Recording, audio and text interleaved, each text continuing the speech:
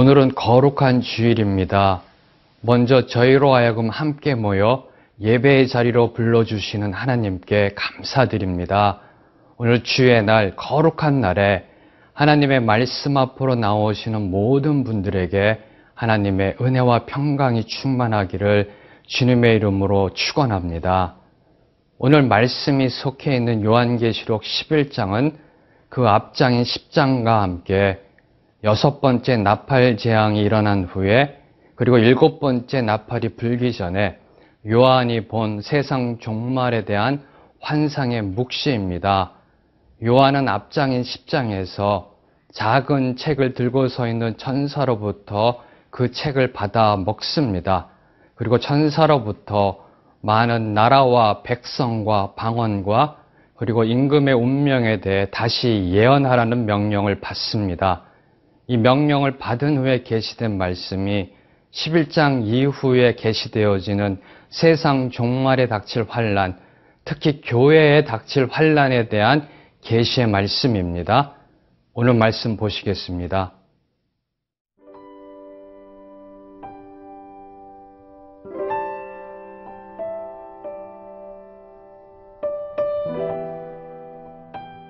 요한계시록 11장 1절에서 14절 말씀입니다. 또 내게 지팡이 같은 갈대를 주며 말하기를 일어나서 하나님의 성전과 제단과 그 안에서 경배하는 자들을 측량하되 성전 바깥마당은 측량하지 말고 그냥 두라. 이것은 이방인에게 주었은즉 그들이 거룩한 성을 42달 동안 짓밟으리라. 내가 나의 두 증인에게 권세를 주리니 그들이 굵은 베옷을 입고 1260일을 예언하리라. 그들은 이 땅에 주 앞에 서 있는 두 감람나무와 두 촛대니 만일 누구든지 그들을 해하고자 하면 그들의 입에서 불이 나와서 그들의 원수를 삼켜버릴 것이요 누구든지 그들을 해하고자 하면 반드시 그와 같이 죽임을 당하리라. 그들이 권능을 가지고 하늘을 닫아 그 예언을 하는 날 동안 비가 오지 못하게 하고 또 권능을 가지고 물을 피로 변하게 하고 아무 때든지 원하는 대로 여러 가지 재앙으로 땅을 치리로다. 그들이 그 증언을 마칠 때에 무저갱으로부터 올라오는 짐승이 그들과 더불어 전쟁을 일으켜 그들을 이기고 그들을 죽일 터인즉 그들의 시체가 큰 성 길에 있으리니 그 성은 영적으로 하면 소돔이라고도 하고 애굽이라고도 하니 곧 그들의 주께서 십자가에 못 박히신 곳이라. 백성들과 족속과 방언과 나라 중에서 사람들이 그 시체를 사흘 반 동안을 보며 무덤에 장사하지 못하게 하리로다. 이 두 선지자가 땅에 사는 자들을 괴롭게 한 고로 땅에 사는 자들이 그들의 죽음을 즐거워하고 기뻐하여 서로 예물을 보내리라 하더라. 3일 반 후에 하나님께로부터 생기가 그들 속에 들어가매 그들이 발로 일어서니 구경하는 자들이 크게 두려워하더라. 하늘로부터 큰 음성이 있어 이리로 올라오라 함을 그들이 듣고 구름을 타고 하늘로 올라가니 그들의 원수들도 구경하더라. 그때에 큰 지진이 나서 성 10분의 1이 무너지고 지진에 죽은 사람이 7천이라. 그 남은 자들이 두려워하여 영광을 하늘의 하나님께 돌리더라. 둘째 화는 지나갔으나 보라 셋째 화가 속히 이르는도다. 오늘 말씀을 보면 요한은 환상 속에서 지팡이 같은 갈대를 받고 있습니다. 그리고 그 갈대로 하나님의 성전을 측량하라는 명령을 받고 있습니다. 오늘 말씀 1절과 2절의 말씀을 보시면 또 내게 지팡이 같은 갈대를 주며 말하기를 일어나서 하나님의 성전과 제단과 그 안에서 경배하는 자들을 측량하되 성전 바깥 마당은 측량하지 말고 그냥 두라. 이것은 이방인에게 주었은즉 그들이 거룩한 성을 42달 동안 짓밟으리라. 여기서 저희가 먼저 주목해야 하는 것은 그 요한이 받은 명령, 성전 측량의 모습이 구약의 에스겔서 40장 이후에 기록된 성전 측량의 모습과 매우 유사한 양상을 보이고 있다는 것입니다.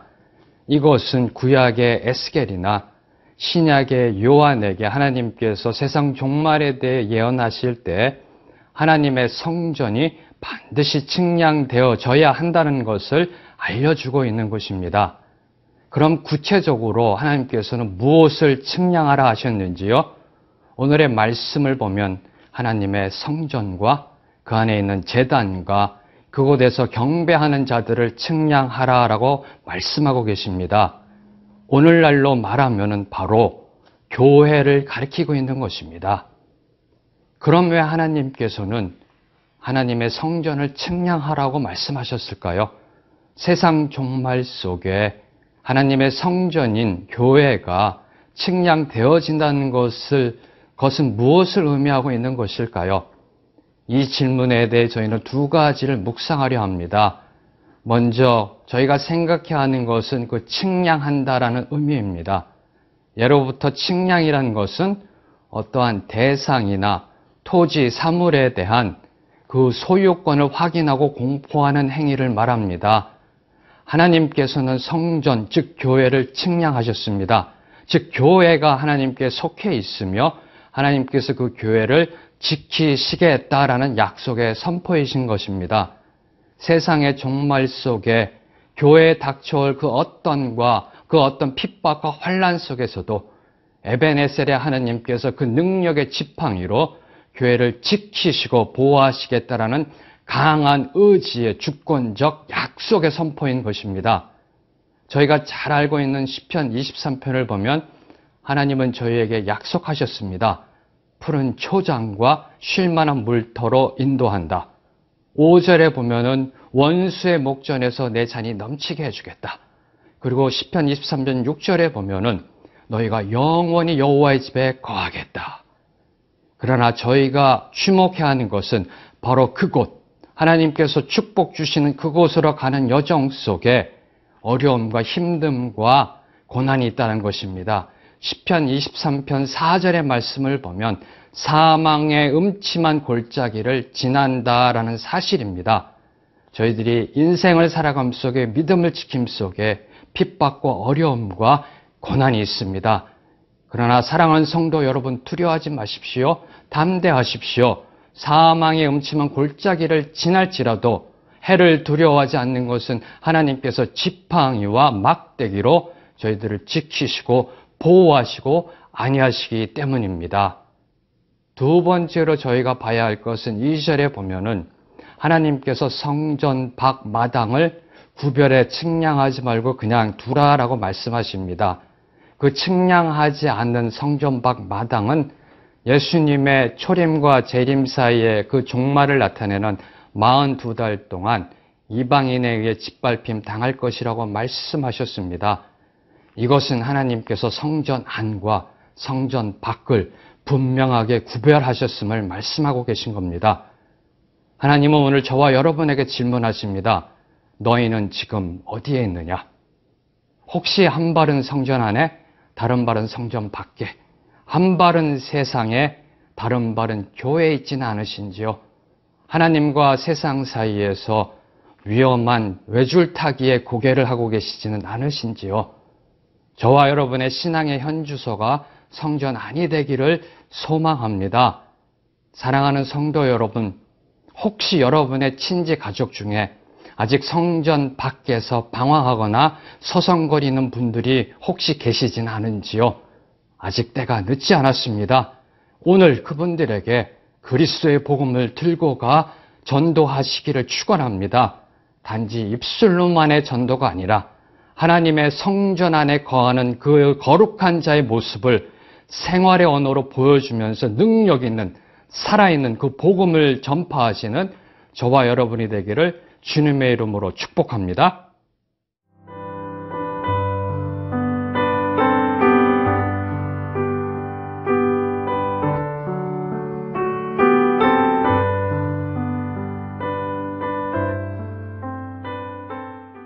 요한은 3절 이후에서 성전 밖 마당이 이방인에 의해 짓밟힘 당할 동안 하나님께서 무엇을 하고 계시는가에 대해서 기록하고 있습니다.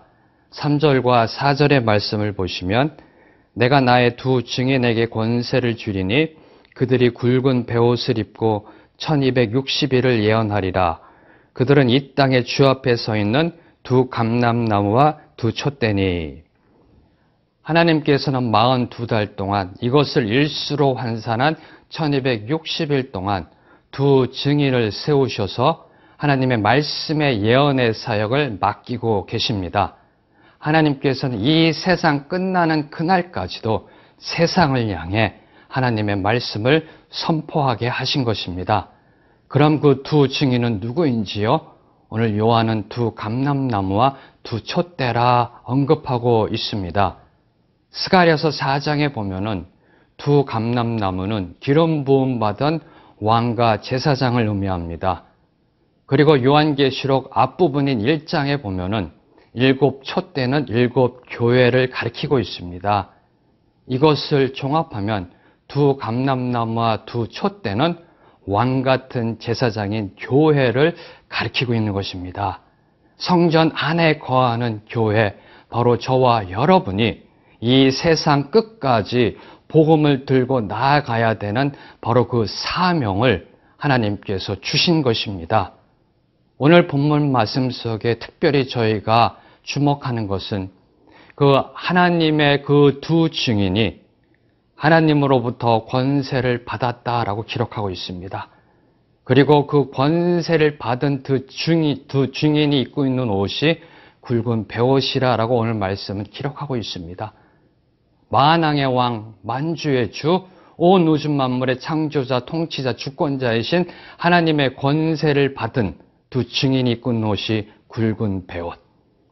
세상에서는 세상 권세를 갖게 되면은 자랑하려 합니다. 드러내려 합니다.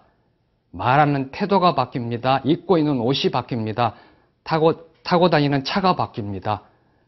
그리고 심지어는 사무실의 크기까지도 달라집니다. 하나님께서 권세를 준 두 증인, 즉 왕 같은 제사장인 저와 여러분이 입어야 할 옷은 왕족의 옷이 아닙니다. 화려한 비단 옷이 아닙니다. 슬픔과 죽음을 나타내는 굵은 베옷이라고 오늘 말씀은 저희에게 선포합니다. 그러면 굵은 베옷을 입는다는 것은 무엇을 의미할까요? 첫째로 이 세상의 악함과 어두움과 죄악을 향한 저희들의 애통하는 마음이 있어야 한다는 것입니다. 신앙의 본질은 나만 잘 되면 됐지, 내 교회, 내 가정만 잘 믿으면 됐지라는 이기주의 신앙이 아닙니다. 예수님께서는 진리를 모르는 예루살렘을 향하여 탄식하셨습니다. 애통하셨습니다. 눈물을 흘리셨습니다. 바로 이러한 애통함에 충보하는 눈물이 저와 여러분의 마음속에 회복되기를 축복합니다. 복음을 들고 나아가 죽어가는 영혼들을 살리는 그러한 사명을 기억하는 저와 여러분이 되기를 소망합니다. 굵은 베옷이 주는 두 번째 의미는 구약의 이스라엘을 보면은 자신 또는 국가의 죄를 통렬히 회개할 때 굵은 베옷을 입었습니다. 무엇을 의미하나요? 복음을 들고 세상에 나가기 전에 먼저 나 자신의 모습을 봐야 한다는 것입니다. 나 자신의 부족한 모습, 연약한 모습, 그러한 모습을 바라보며 자복하는 회개함이 있어야 한다는 것입니다. 세상을 향해 잘못됨을 외치기 전에, 한국 교회의 잘못된 점을 지적하기 전에, 다른 교회의 부족한 점을 이야기하기 전에 먼저 나의 부족한 점, 나의 잘못된 점, 나의 어두운 죄를 먼저 드러내야 한다는 것입니다.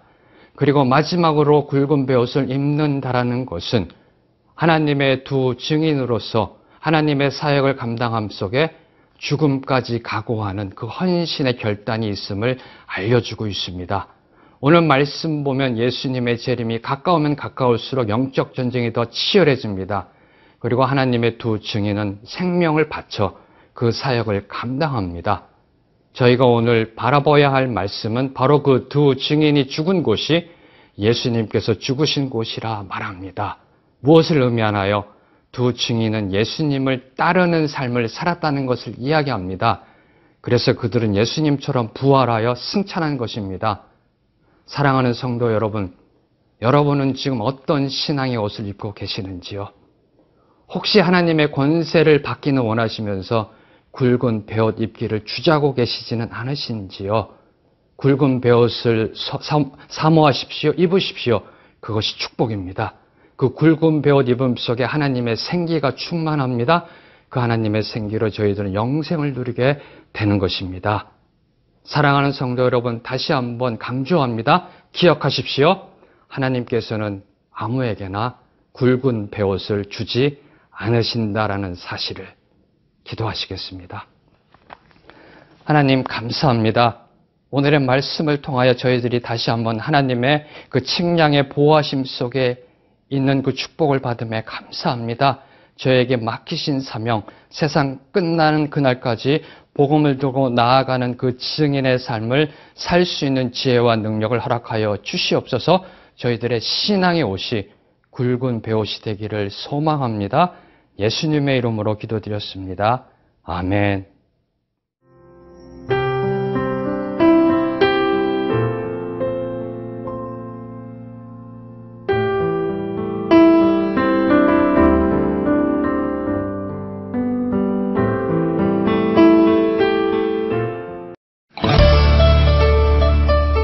제1회 CGNTV 생명의 삶 큐티 간증수기 공모전.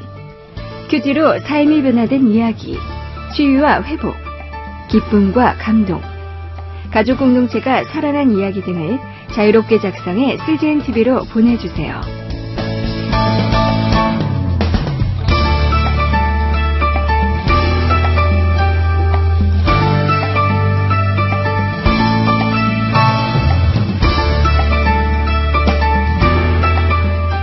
큐티 간증 수기는 우편이나 메일 주소로 보내실 수 있습니다.